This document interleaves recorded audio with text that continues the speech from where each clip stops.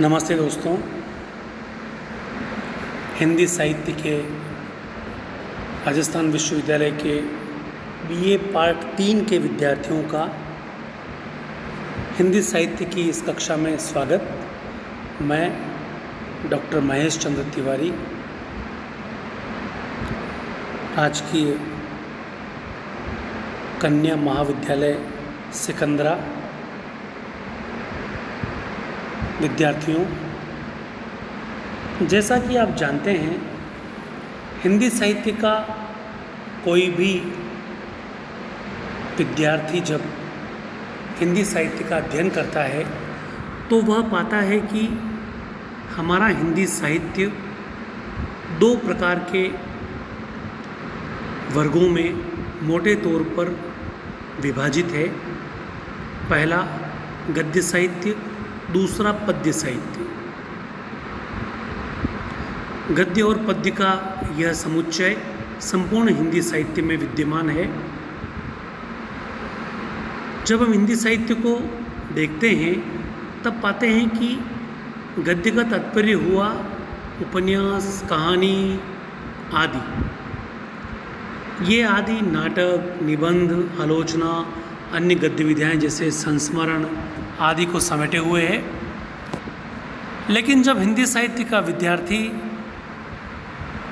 उपन्यास विधा के बारे में सुनता है तो उपन्यास विधा के बारे में सुनते ही उसका पहला जो जोर होता है वो होता है मुंशी प्रेमचंद के गुणगान करने के बारे में। हिंदी उपन्यास विधा इस अवस्था तक नहीं पहुंचती अगर उसमें उपन्यास सम्राट मुंशी प्रेमचंद का आविर्भाव न हुआ होता। हम जानते हैं कि हिंदी साहित्य को एक कल्पना लोक के धरातल से निकालकर हिंदी साहित्य की जो अभिरुचि है, हिंदी साहित्य की जो कथात्मक अभिरुचि है, उसको वर्तमान तक जोड़ने का महत्वपूर्ण कार्य मुंशी प्रेमचंद ने किया। ऐसे महान जो उपन्यासकार हैं मुंशी प्रेमचंद, उनका जन्म 31 जुलाई 1880 को और उनकी मृत्यु 8 अक्टूबर 1936 को हुई थी।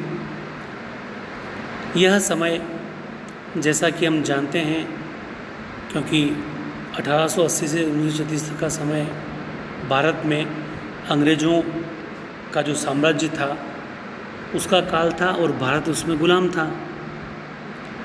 जो लेखक हैं, जो सृजनकर्मी हैं उस काल के, उनके ऊपर अंग्रेज़ों की उनकी विभिन्न प्रकार की एजेंसियां थीं, उनकी नज़र रहती थी।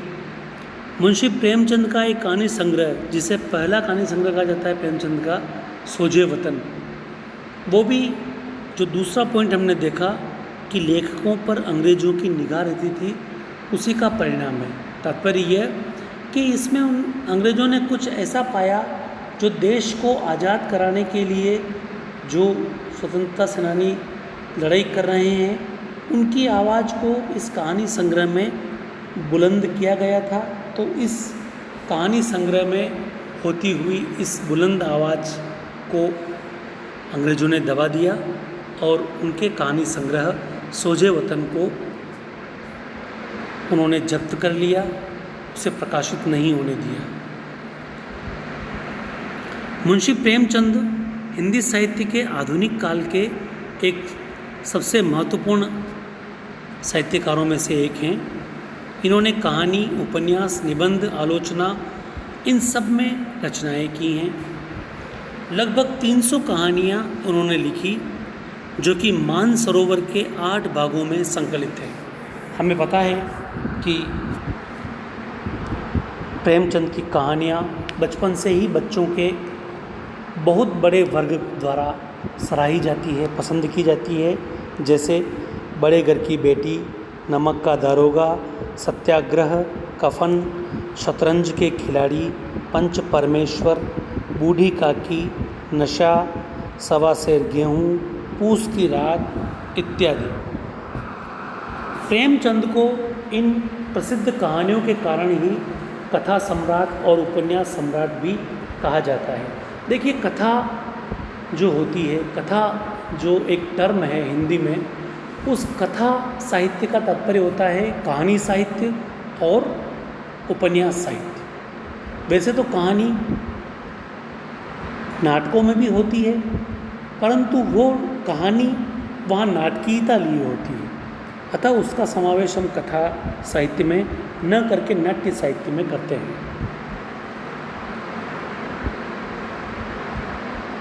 उसके पश्चात हम ये देखते हैं कि उनके उपन्यास कौन कौन से हैं।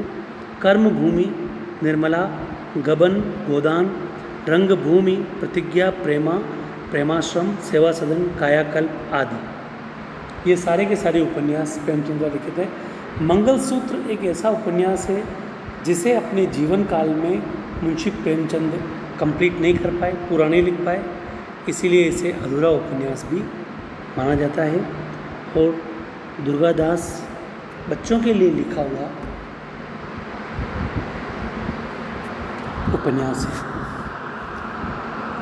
आइए हम अब उस कथन की ओर बढ़ते हैं, उस कहानी या उस उपन्यास की ओर बढ़ते हैं जो हमारे सिलेबस में बीए थर्ड ईयर में दे रखा है। निर्मला मुंशी प्रेमचंद जी का एक प्रसिद्ध सामाजिक उपन्यास है। इसका प्रकाशन 1927 ईस्वी में हुआ था। 1928 में दहेज प्रथा और अनमेल विवाह को आधार बनाकर इसके लेखन को प्रारंभ किया 26 में और ये प्रकाशित हुआ 27 में। वस्तुतः इलाहाबाद से एक पत्रिका जो महिलाओं के लिए मानी जाती है, चांद, उस चांद पत्रिका में नवंबर 1925 से दिसंबर 1926 तक यह उपन्यास विभिन्न किश्तों में प्रकाशित हुआ था। उसे समय की रूप देकर के 1927 में विधिवत उपन्यास के रूप में प्रकाशित कर दिया गया।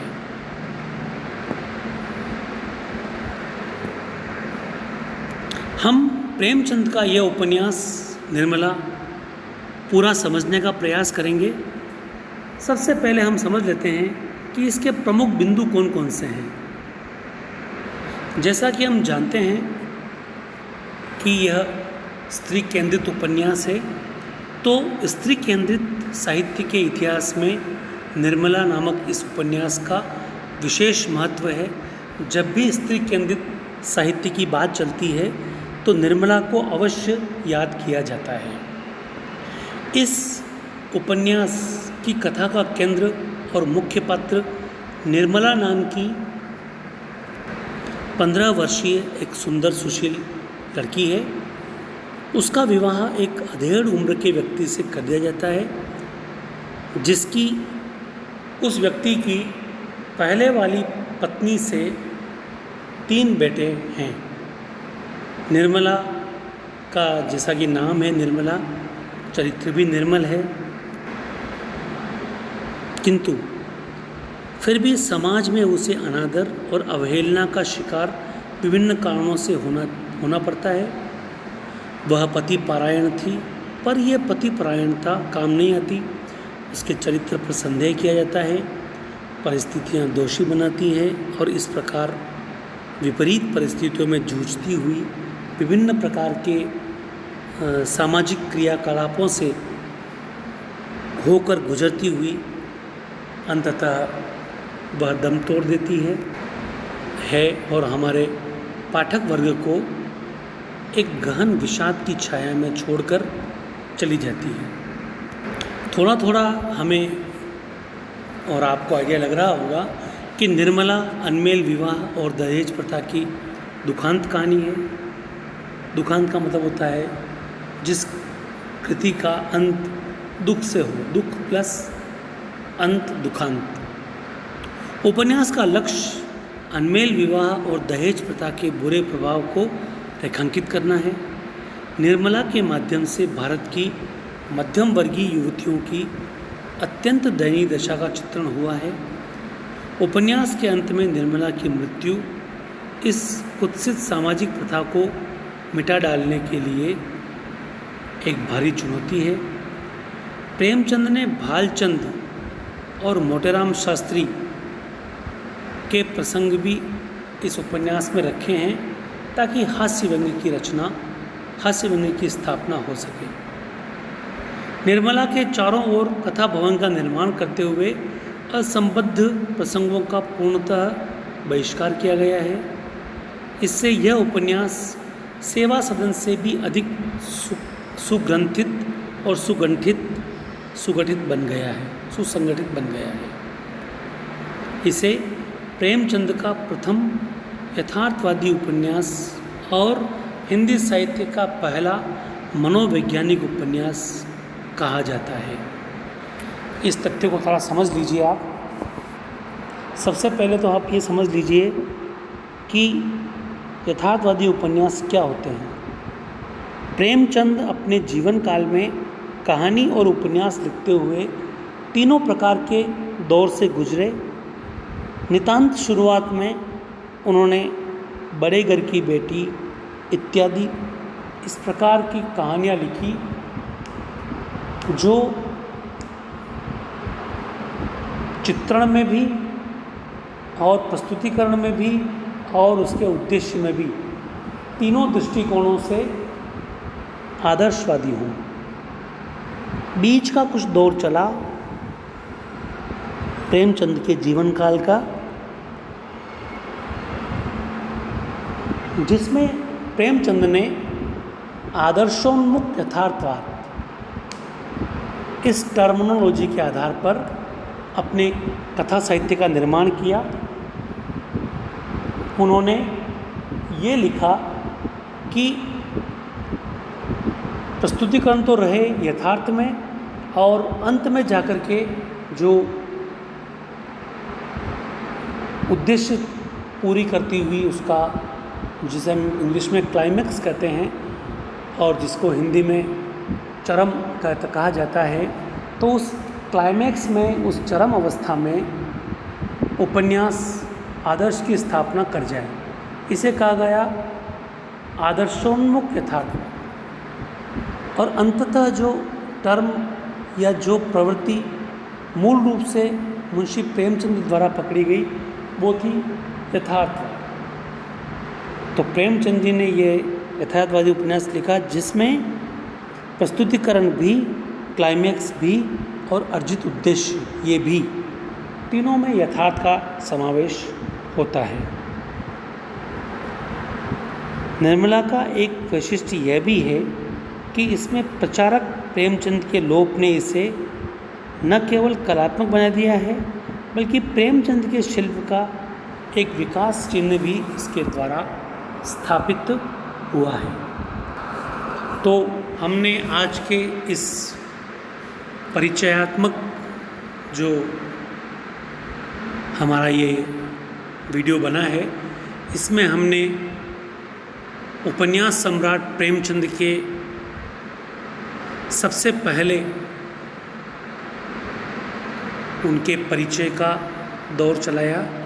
उसके बाद हमने मुंशी प्रेमचंद के उपन्यासों को देखा, कहानियों के संग्रह को नामांकित किया और इसके पश्चात हमने निर्मला नामक उपन्यास को संक्षिप्त परिचित होते हुए समझने का प्रयास किया।